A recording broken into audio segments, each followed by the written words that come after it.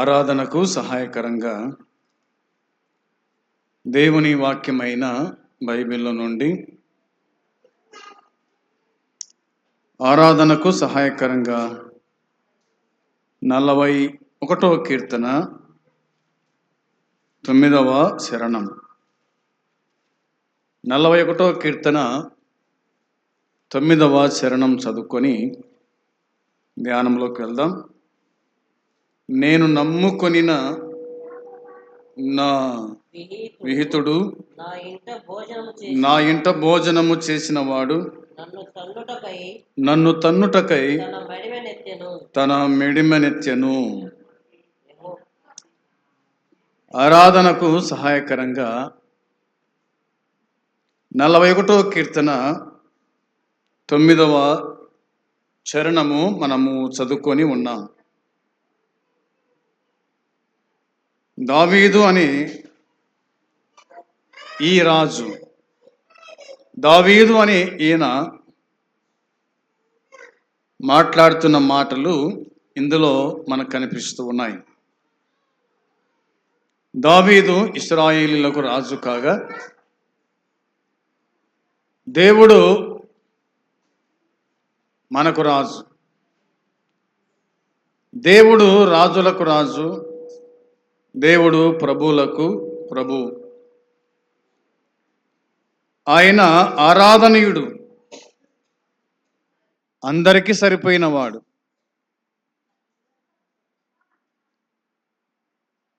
అనేది వాక్యం చెబుతూ ఉంది. దావీదు అనే ఈయన ఎవరి గురించి మాట్లాడుతూ ఉన్నాడు?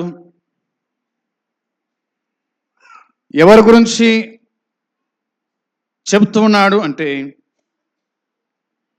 తన యొద్ద ఉన్నటువంటి ఒక మంత్రి, అతని పేరు అహీతోపేలు అనే మాట వ్రాయబడి ఉంది. అహీతోపేలు అనే మాట వ్రాయబడింది. ఈ అహీతోపేలు ఎవరు అంటే, దావీదుకు మంత్రిగా ఉన్నాడు. ఈ మంత్రి ఏమైనాడంటే కంత్రి అయినాడు. ఈ మంత్రి ఏమైనాడంటే దావీదుకు విరుద్ధంగా ఆలోచన చెప్పడానికి దావీదు కుమారుడైన అబ్షాలోము వద్దకు వెళ్ళాడు. దావీదు ఇంట అన్నం తిన్నవాడు, దావీదు ఇంట భోంచేసిన వాడు, దావీదు భోజనం తిన్నవాడు దావీదునే చంపడానికి దావీదు కుమారుడైన అబ్షాలోముకు ఆలోచన చెప్పడానికి వెళ్ళాడు అనేది దేవుని వాక్యమైన బైబిల్ మనకు చెప్తూ ఉంది. సమూయేలు 2వ గ్రంథములో మనము ఈ వచనాన్ని గ్రహించగలుగుతాం. సమూయేలు 2వ గ్రంథము 15వ అధ్యాయము 12వ వచనము 31వ వచనం కూడా చూద్దాం. 12వ వచనము 31వ వచనములో, మరియు బలి అర్పింపవలన నుండి అబ్షాలోము గిలోనీయుడైన అహీతోపేలు అను దావీదు యొక్క మంత్రిని గిలో అను అతని ఊరి నుండి పిలిపించి ఉండెను. అబ్షాలోము దగ్గరికి వచ్చిన జనము మరి ఎక్కువ చేత కుట్ర బహు బలమాయను అనే మాట రాయబడింది. అహీతోపేలు ఏ ఊరివాడు అంటే గిలోనీయుడైన అహీతోపేలు అనే మాట ఉంది. ఇతడు దావీదు యొక్క మంత్రి మనం చెప్పుకున్నట్టుగా. దావీదు కుమారుడు అబ్షాలోము దావీదునకు విరుద్ధంగా పోగైనాడు. దావీదును చంపి తను రాజు కావాలనుకున్నాడు. కాబట్టి దావీదు మంత్రిని తన యొద్దకు పిలిపించుకున్నాడు. ఈ మంత్రి అహీతోపేలు దావీదుకు సహాయం చేయకుండా దావీదు యొక్క గుట్టు రట్టంతా గుడక అబ్షాలోమునకు తెలియజేస్తూ ఉన్నాడు, తెలియచేశాడు కూడా. అందుకనే దావీదు ఇట్లా ప్రార్థన చేశాడు. అహీతోపెలు గురించి 16వ అధ్యాయము వచనం 15. 16వ అధ్యాయం 15 వచనంలో అబ్షాలోము ఇశ్రాయేలు వారందరూ అహీతోపెలును యెరూషలేమునకు వచ్చి ఉండిరి అన్న మాట ఉంది కదా. వచనం 20. అబ్షాలోము అహీతోపెలుతో మనము చేయవలసిన పని ఏదో తెలుసుకొనుటకై ఆలోచన చేతం రమ్ము అనగా అన్న మాట ఉంది. 23వ వచనం 23లో ఆ దినములలో అహీతోపెలు చేసిన ఏ ఆలోచన అయినను ఒకడు దేవుని యొద్ద విచారణ చేసి పొందిన ఆలోచన అయినట్లుగా ఉండెను. దావీదును అబ్షాలోమును దానిని అట్లే ఎంచుచూ ఉండిరి అని వాక్యము చెబుతూ ఉంది. అహీతోపెలు గురించి వ్రాయబడిన మాట. అహీతోపెలు అబ్షాలోముతో కలిసి ఉన్నాడు, అబ్షాలోముతో ఆలోచన చేస్తూ ఉన్నాడు. అవునా? వచ్చని చెప్పే మాట అదే కదా 20వ వచనంలో.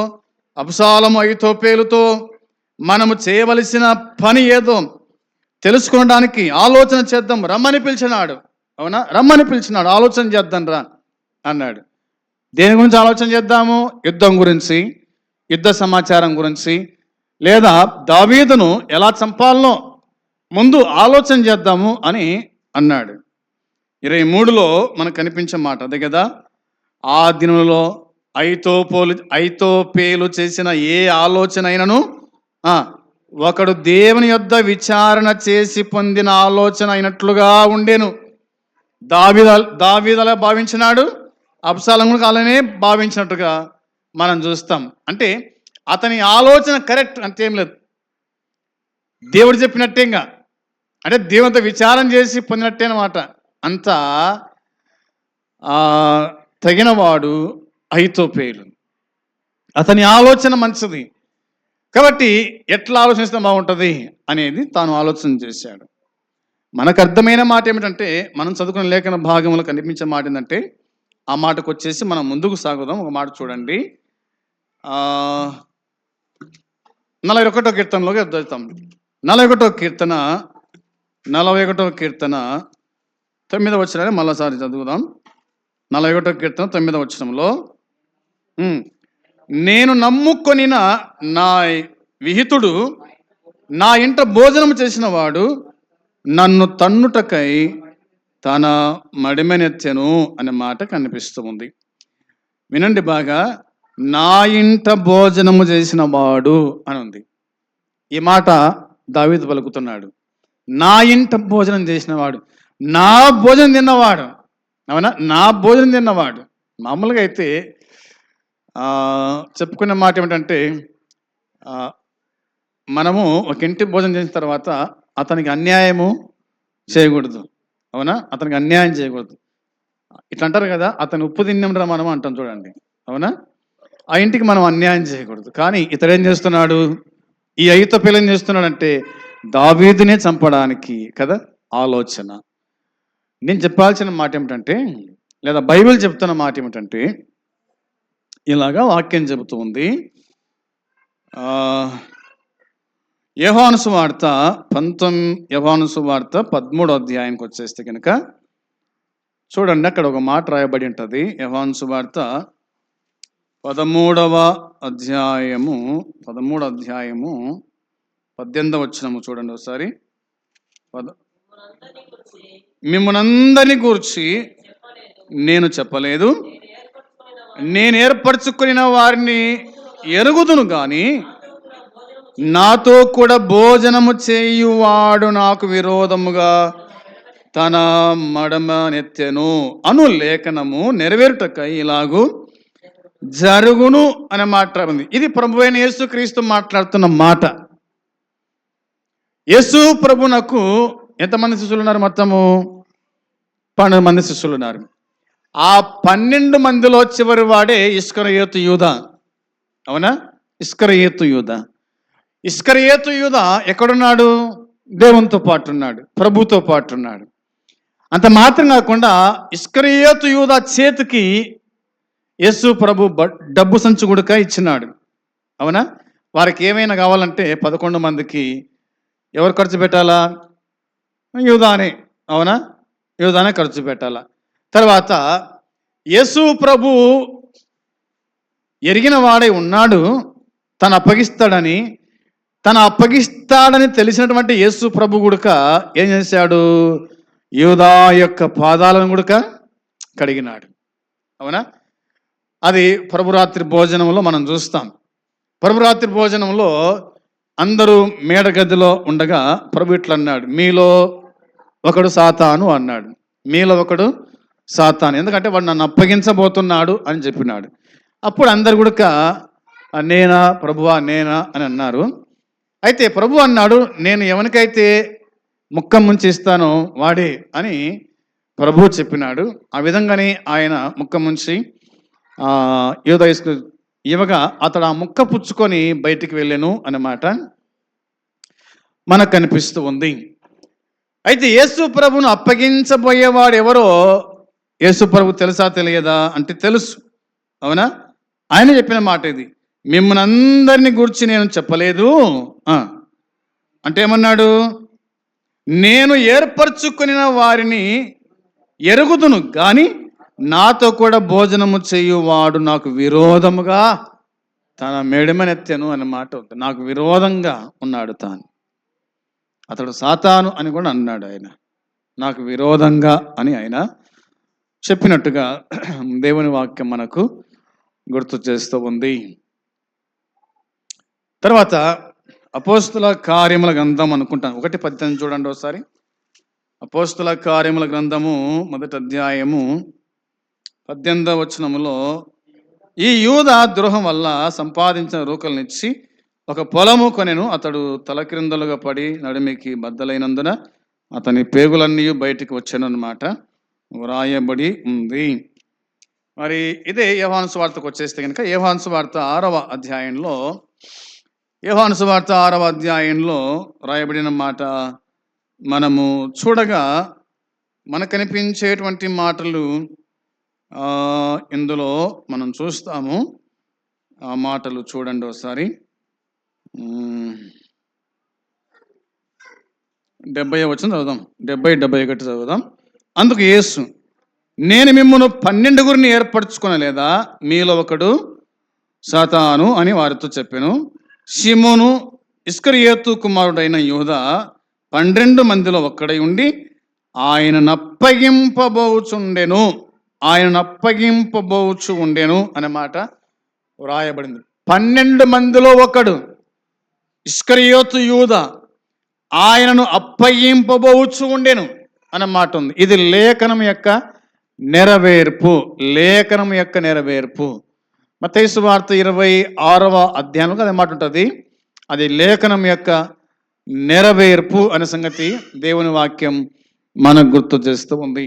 సరే, ప్రశ్న ఏమిటంటే, ఇప్పుడు ఇస్కరియోతు యూదా అప్పగించినాడా యేసు ప్రభువును, లేదా తనకు తానే అప్పగించుకోవడానికి భూమి మీదకి వచ్చినాడా? తన్ను అప్పగించబోయేవాడెవడో తెలిసినటువంటి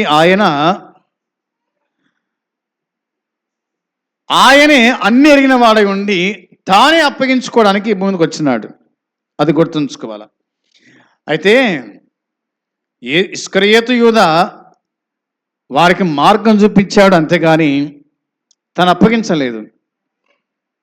ఇస్కరియోతు యూదా యేసు ప్రభువును చంపే వారికి మార్గం చూపించాడు, కానీ తను అప్పగించలేదు. వారు వెళ్ళారు, గెత్సెమనే అనబడిన తోటకు వెళ్ళారు. యూదా దొరికిపోయినాడు. పోయిన తర్వాత సంగతి ఎరిగిన వాడై యేసు ప్రభువే వాళ్ళ ముందుకు వచ్చినాడు. యేసు ప్రభువే వాళ్ళ ముందుకు వచ్చి, మీరెవరిని వెతుకుతున్నారు అని అడిగినాడు. అప్పుడు వాళ్ళందరూ నజరేయుడైన యేసును వెతుకుచున్నాము అని వారు అన్నారు. అప్పుడు ఆయన అన్నాడు, ఆయనను నేనే అన్నాడు. ఆయనను నేనే అనగానే వారందరూ కూడా అలా పడిపోయిరి అన్నమాట ఉంది. మరలా వాళ్ళు తిరిగి లేచిన తర్వాత మళ్ళీ అడిగినాడు, మీరెవరిని వెతుకుచున్నారు అంటే నజరేయుడైన యేసును. ఆయన నేనే అని తన చేతులు వారికి అప్పగించాడు, వారు బంధించారు అని రాయబడింది. మరో చోటనేమో మరి ఇస్కరియోతు యూదా వచ్చి ఆయన ముద్దు పెట్టుకున్నప్పుడు ప్రభు అన్నాడు, నీ ముద్దుతో మనుష్య కుమారుణ్ణి మరణంలోకి అప్పగిస్తున్నావా యూదా అని ప్రభు పలికిన మాట మనం ఎరుగుతాము. ఆ తర్వాత ఆయన అప్పగించబడిన రాత్రి దాదాపుగా ఆయనను 6 కోట్లు తిప్పినారు. 6 కోట్లు తిప్పిన తర్వాత 6 కోట్లలో ఉన్న జడ్జీలందరూ ఆయన పరిశీలన చేయగా ఆయనలో ఏమాత్రం కూడా అప్పగించబడడానికి, సిలువేయబడ్డానికి, చంపడానికి, చనిపోవడానికి ఏ ఆస్కారం కూడా వాళ్ళకి దొరకలేదు. అవునా? ఇతని యందు ఏ పాపము కనిపించలేదు, ఇతని యందు ఏ దోషము కనిపించలేదు అని పిలాతు అన్నాడు, హేరోదు గుడక అన్నాడు, మహాసభలో అన్నారు. ఇవన్నీ కూడా మనం ఎరుగుదాము. కానీ అన్యాయంగా ఆయన మీద నేరం మోపి ఇతడు దేవాలయం పడగొట్టి మురుగులు కడతా అన్నాడని చెప్పేసి అబద్ధ సాక్షులను పెట్టి పలికించినారు. అది కూడా అన్యాయమే. అవునా? అది కూడా అన్యాయమే. ఆయన చెప్పింది ఈ కట్టిన మందిరం కాదు, తన దేహం అనే దేవుని ఆలయం గురించి ఆయన చెప్పినాడు, కానీ ఈ మందిరం గురించి కాదు. అయినప్పటికీ తండ్రి చిత్త నెరవేర్చడానికి వచ్చినాడు కాబట్టి జరిగేదేదో అలా జరగాలి అనే సంగతి జ్ఞాపకం చేసుకుంటూ తను అప్పగించుకున్నాడు. తన శిలువ మోసాడు. గొలగతా కొండ మీద అనగా భూమికి మధ్య ఆకాశానికి మధ్య ఆయన వేలాడుతూ తన ప్రాణాన్ని అప్పగించినాడు. తను మరణించాడు, సమాధి చేపట్టాడు, ఆయన తిరిగి లేచాడు. ఆ ప్రభు మనం రక్షించుకున్నాడు కాబట్టి ఆయనను మనం ఈ విధంగా ఆరాధించుట, స్తుతించుట మనకు ఇది సరిపోయిందనే సంగతి జ్ఞాపకం చేసుకోవాలి. ప్రభు అయిన యేసుక్రీస్తు అప్పగించబడి ఆయన మరణించి సమాధించబడి తిరిగి లేచిన దేవుణ్ణి ఈ ఉదయకాలం ముందు జ్ఞాపకము చేసుకుందాం. నీతిమంతుని జ్ఞాపకం చేసుకునుట ఆశీర్వాదకరమైన సంగతి జ్ఞాపకం చేసుకుంటూ ప్రభువును ఆత్మతో సత్యముతో ఆరాధన చేద్దాం. అట్టి కృప దేవుడు మనకు అనుగ్రహించునుగాక. ఆమేన్.